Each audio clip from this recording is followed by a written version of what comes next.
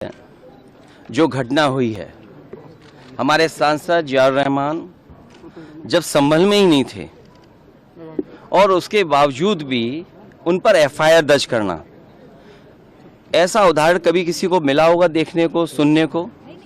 एक police officer ये कह रहा हो कि नेता बनना छोड़ दो, नेताओं का सहारा लेना छोड़ दो, किसके लिए भाषा थी वो?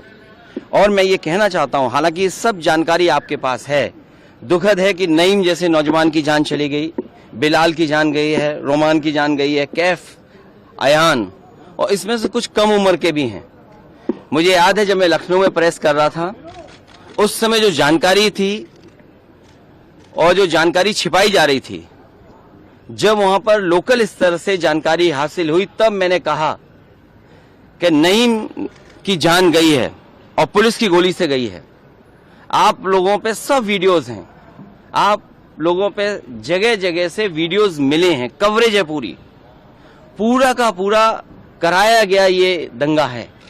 और किसने कराया? सरकार ने कराया, क्योंकि सरकार जो बेईमानी कर रही थी, सरकार जिसने वोट लूटा, सरकार ने जिसने मशीन पर ईवीएम की बटन बार बार पुलिस से दबाई, प्राइवेट ड्रेस में पुलिस लगाई, उस चुनाव में इनकी धांधली, इनकी चोरी न पकड़ी है, इसलिए जानबूझ करके संभल में घटना कराई है। और मैं पढ़ना चाहता हूं, संभल की शाही जामा मस्जिद के खिलाफ 19/11/2024 को सिविल जज चंदौसी संभल में एक याचिका डाली गई।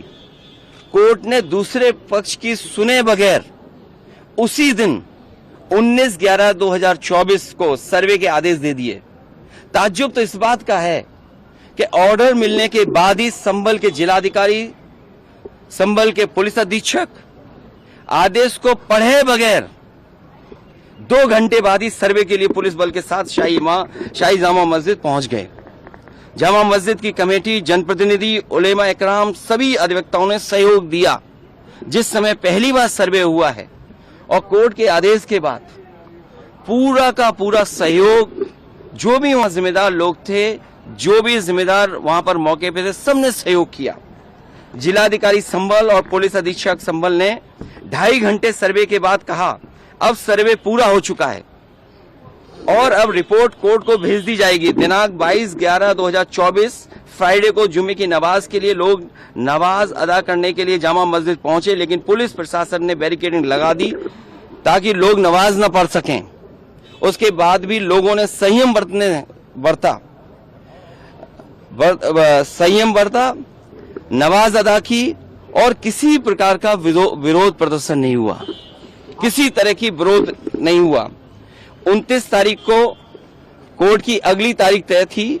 शाही जामा मस्जिद की कमेटी और मुस्लिम समाज के सभी लोग कोर्ट के केस की पैरवी के लिए तैयारी कर रहे थे, परंतु दिनांक 23 तारीख को रात पुलिस प्रशासन द्वारा कहा गया कि 24 तारीख को यानी अगले दिन सुबह को दोबारा सर्वे किया जाएगा।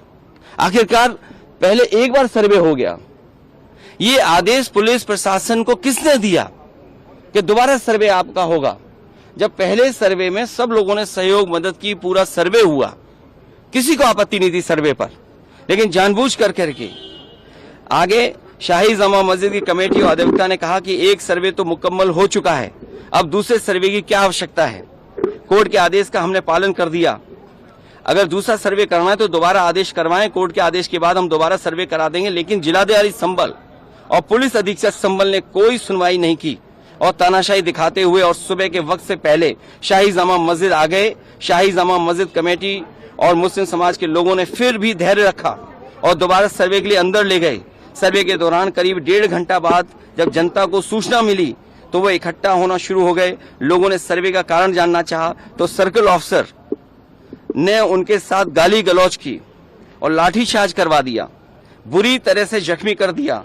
इसका विरोध करते हुए चंद लोगों ने पत्थर चलाए, जिसके बदले में पुलिस, सिपाही से लेकर अधिकारी तक ने अपने सरकारी और प्राइवेट हथियारों से गोलियां चलाई, जिसकी वीडियो रिकॉर्डिंग है, जिसके एवज में दर्जन लोग गोलियों से घायल हो गए।